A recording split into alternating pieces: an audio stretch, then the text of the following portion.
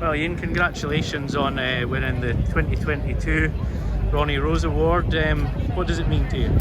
It's a very proud moment for me. The SGA is a wonderful organisation, and to be selected out of the large number of people that could have got the award is remarkable. I'm stunned, really. I think the SGA does a wonderful job. It represents rural working people better than any other organisation I know. You've said that you wrote the book Moorland Matters because you felt that the people involved in, critically involved in upland conservation, you felt didn't have a voice. That's right, they're just excluded. The idea that people who have worked on land for generations, cared for it, loved it, made it what it is today, got it designated with all these European and national designations, can then just be ignored and treated as though they don't exist, they haven't got a view, and what they think doesn't matter, is disgraceful. It wouldn't happen to any other group of people in this country. You wouldn't think of doing it in a city, but because it's the countryside and because somebody with a clipboard or a degree in ecology turns up and starts dishing out orders, I mean, it's just outrageous.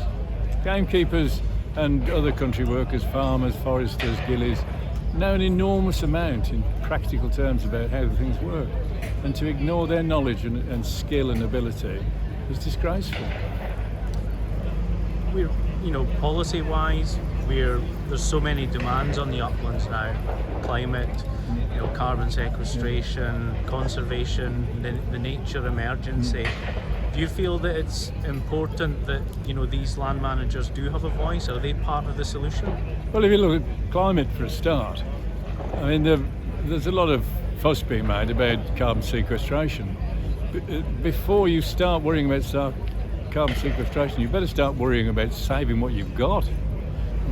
These moors sit on millions and millions of tonnes of carbon, and the way that they've been managed has kept that carbon safe for generations.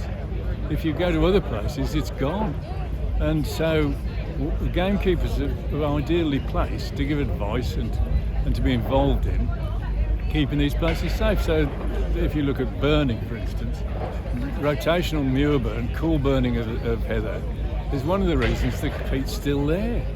So it's as though it's as though somebody's turned up and said, I understand you've got £1 million in the bank. You can either earn 1% on it, which is what's happening now, where you're just accumulating small amounts of carbon, but you're keeping it safe. But I know a good horse in the 330 at Wincanton. Stick it all on that, we can all be rich. Well, it's just a gamble, and gambling with something as important as carbon shouldn't happen. So you first of all decide what makes it safe. You then decide how to increase the carbon sequestration. Finally, your book Moorland Matters, which is an excellent read, Ian. You talk in the actual title about authoritarian conservation. Having written the book, what is authoritarian conservation in your mind?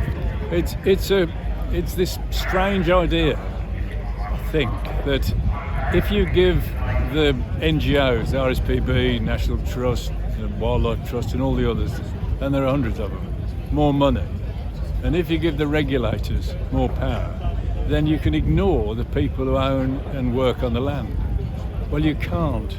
And the reason I know you can't is that it's been what's been happening for the last 10 or 20 years, and it clearly hasn't worked.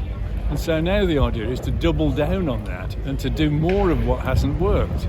Well, at some point, somebody should dawn on somebody that why don't you stop doing what doesn't work and start doing what might, which is to talk to the people who actually own and manage and work on the land and find out what they think and deliver what you want and what they want simultaneously.